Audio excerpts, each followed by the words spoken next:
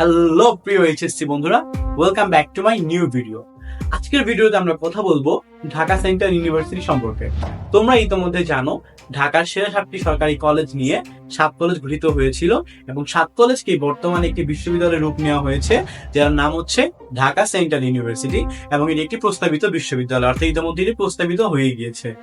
কিন্তু তোমাদের মনে কিছু কোশ্চেন ছিল যে ভাইয়া 7 কলেজ বা ঢাকা সেন্ট্রাল ইউনিভার্সিটির ভর্তি পরীক্ষা কবে হবে, নেগেটিভ মার্কিং থাকবে কিনা, সেকেন্ড টাইম থাকবে কিনা এবং ভর্তি পরীক্ষার প্রস্তুতি স্বরূপ কি কি পড়তে হবে ইত্যাদি বিষয় সম্পর্কে আজকে আমরা কথা বলবো। সো চলো তাহলে শুরু করি। আমাদের এই ক্ষেত্রে প্রথম টপিকটা হচ্ছে 7 কলেজের ভর্তি পরীক্ষা কবে হবে। দেখো, এটা একটা প্রস্তাবিত ইউনিভার্সিটি, এখন পর্যন্ত প্রস্তাবনা দেওয়া হয়েছে, কিন্তু এটির কার্যক্রম কিন্তু এখনো শুরু করা হয় নাই। কার্যক্রম শুরু করার জন্য একটা প্রশাসন লাগবে, একটা অ্যাডমিনিস্ট্রেশন লাগবে। তো ধারণা করা হচ্ছে ঈদের পর 10 থেকে 15 দিনের মধ্যেই এই অ্যাডমিনিস্ট্রেশনটা মানে কর্তৃপক্ষটা তোমার হচ্ছে যে তৈরি করা হবে, অ্যাডমিনিস্ট্রেশনটা তৈরি করা হবে।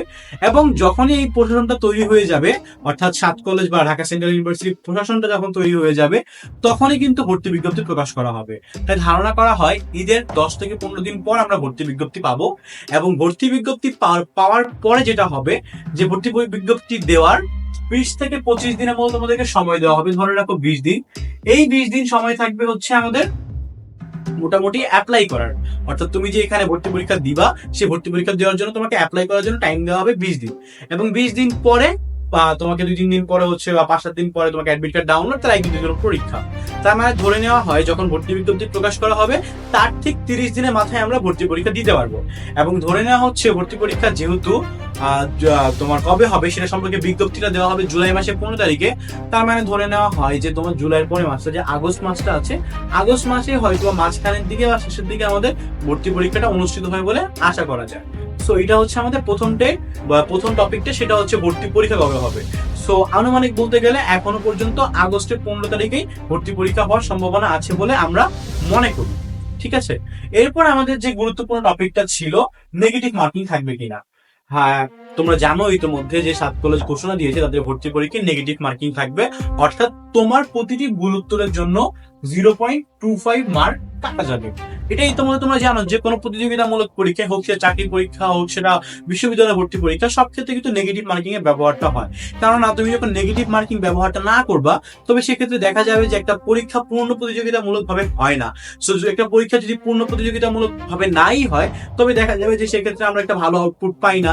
যেমনটা আগে হতো যে যখন 7 কলেজটা যখন ঢাকা ইউনিভার্সিটি আন্ডারে ছিল, তখন কিন্তু এটা কোনো নেগেটিভ মার্কিং থাকতো না পরীক্ষায়। সো নেগেটিভ মার্কিং না থাকার কারণে কেউ যদি আন্দাজেও দাগাতো, তাও কিন্তু তার একটা সম্ভাবনা থাকতো সেখানে চান্স পেয়ে যাওয়ার। বাট যখন নেগেটিভ মার্কিং থাকবে, তোমার প্রতিটা ভুল উত্তরের জন্য যখন 0.25 করে কাটা যাবে, তবে সেক্ষেত্রে তোমার কম্পিটিশনটা বেশি হবে এবং আমরা আশা করি এদের পরীক্ষাটা পূর্ণ প্রতিযোগিতামূলক ভাবে হবে, যেটা তোমার জন্য অবশ্যই হেল্পফুল। আমাদের 3 নম্বর টপিকটা হচ্ছে সেকেন্ড টাইম থাকবে কিনা, অর্থাৎ সেকেন্ড টাইম অ্যাডমিশন মানে বিষয়টা কি থাকবে। মূলত কথা হচ্ছে সেকেন্ড টাইম অ্যাডমিশন থাকবে, অর্থাৎ তোমরা যারা সেকেন্ড টাইমার আছো তোমাদের হতাশ হওয়ার কোনো কারণ নাই, সেকেন্ড টাইম থাকছে। বাট এখানে একটা শর্ত আছে, সেটা হচ্ছে এখানে পেনাল্টি নাম্বার থাকবে 2 বা 3 বার। এখন কথা হচ্ছে এই পেনাল্টি নাম্বারটা আসলে কি। তোমরা যারা সায়েন্সের স্টুডেন্ট, তোমরা হয়তো ইতিমধ্যে জানো যে যারা মেডিকেল অ্যাডমিশন দেয় সেকেন্ড টাইম মেডিকেল অ্যাডমিশন দেয়, তাদের প্রত্যেককে 5 মার্ক করে কেটে নেওয়া হয় just because of second timer হিসাবে। সো এই ক্ষেত্রে সেন্ট্রাল ইউনিভার্সিটি সেম নিয়মটা চালু করতেছে। তোমরা যারা সেকেন্ড টাইমার আসো, তোমাদেরকে 2 বা 3 নাম্বারের মতো কেটে নেওয়া হবে just because of penalty mark, অর্থাৎ তুমি সেকেন্ড টাইম দিচ্ছ, এই কারণে তোমাকে 2 বা 3 মার্ক কাটা যাবে। ঠিক আছে, সো এছাড়া তুমি মোটামুটি সবকিছু দেখতে পাচ্ছ, তুমি সেকেন্ড টাইম দিতে পারতেছো। এখন কথা হচ্ছে 2-3 মার্ক কাটা কি খুব বেশি কিছু না। তুমি যদি ভাইয়া কষ্ট করে 2টা এমসিকিউ অন্যদের থেকে বেশি পারো, তাহলে দেখা যাবে ওদের লেভেল আর তোমাদের লেভেল সমান হয়ে যাবে। আর সেকেন্ড টাইমারদের জন্য সব জায়গায় মার্কটা তোমার এই যে পেনাল্টি মার্কটা থাকে। অন্যান্য বিশ্ববিদ্যালয়ে তুমি চিন্তা করো, সেক্ষেত্রে তুমি দেখতে পারবে যে সেকেন্ড টাইম থাকলে মোটামুটি একটা কাট মার্ক থাকে, অর্থাৎ পেনাল্টি মার্ক থাকে। সো সেন্ট্রাল ইউনিভার্সিটি থাকছে, যেটা তোমাদের জন্য অবশ্যই একটু কষ্ট হলেও জিনিসটা ব্লেসিং হবে তোমাদের জন্য। সো এই ছিল আমাদের আজকের ভিডিওতে আমরা মূলত জানতে পেরেছি ভর্তি পরীক্ষা কবে হবে এবং আমাদের নেগেটিভ মার্কিং থাকবে কিনা, আমাদের সেকেন্ড টাইম অ্যাডমিশন থাকবে কিনা ইত্যাদি বিষয় সম্পর্কে। সো ভিডিওটি ভালো লাগলে অবশ্যই শেয়ার করবা এবং অবশ্যই সাবস্ক্রাইব করতে ভুলবা না।